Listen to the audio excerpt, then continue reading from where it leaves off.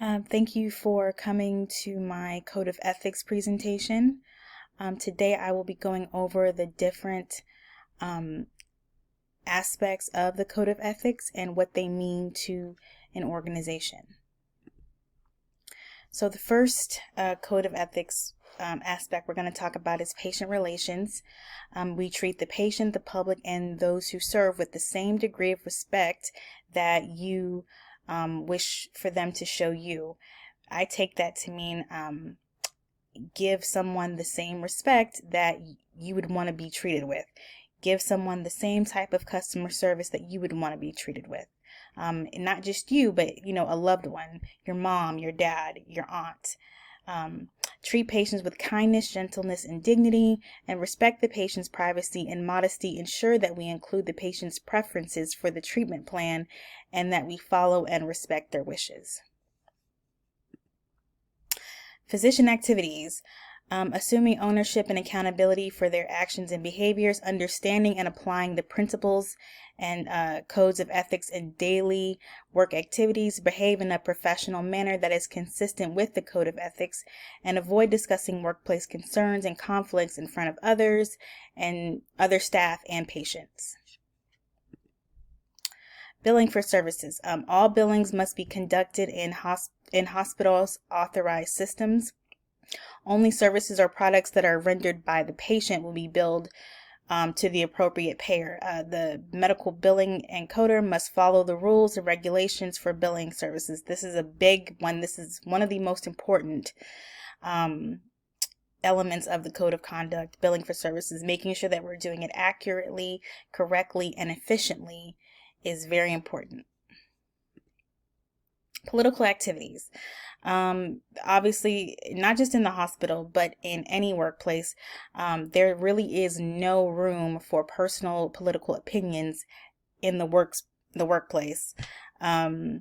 Personal political affiliates should not be broadcast to the patient or the community. No discussing political issues during work hours, and personal political activities should not be pursued while in the workplace. Conflicts of interest. Another important one. Avoid conflicts of interest, accepting gifts, participation in commercial or any type of incentives. Any vendors or organizations providing services to the hospital are required to disclose any perceived or actual conflict of interest. No discussing political issues during work hours. Maintain your professionalism in all decision making and avoid making wrong perceptions of impaired judgment.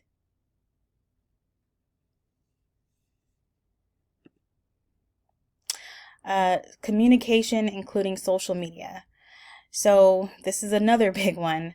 Obviously this should go without saying, but professionally conduct yourself whenever you are performing your job duties or representing the organization. Avoid calling patients or physicians by their first names without their permission. Even with their permission, we want to keep that professional boundary. Avoid posting unrelated topics or opinion on hospital social media pages. Avoid offensive or judgmental conversations with patients. Only post appropriate discussion and issues in the bulletin/social media pages. Privacy. All patient information must be secure and confidential. No sharing personal or patient information if not necessary. All medical records must be locked and kept secure. Make sure that we are properly disposing of medical information, which means we use our secure disposal, and that we are following the guidelines of the Code of Ethics at all times. And if we do this, honestly, everything else, I believe, will just fall into place. Speaking on privacy, this is another thing that should go without saying. Privacy, if nothing else, we must maintain confidentiality. Make sure we are abiding by the laws of HIPAA. Delivery of healthcare. Physicians should be dedicated to providing competent medical service with compassion and respect for human dignity. Physicians will always choose the best possible care for their patients. Social policy issues. sometimes we will be in positions where we need to advocate for, social, economic, and educational and political changes, that affect our patients. And we definitely have a responsibility to educate the public politely about present and future threats to the health of humanity. Work environment. Everybody is entitled to a peaceful work environment. We spend a lot of time here. Nobody wants to hate coming to work. So all members will treat each other with respect and dignity.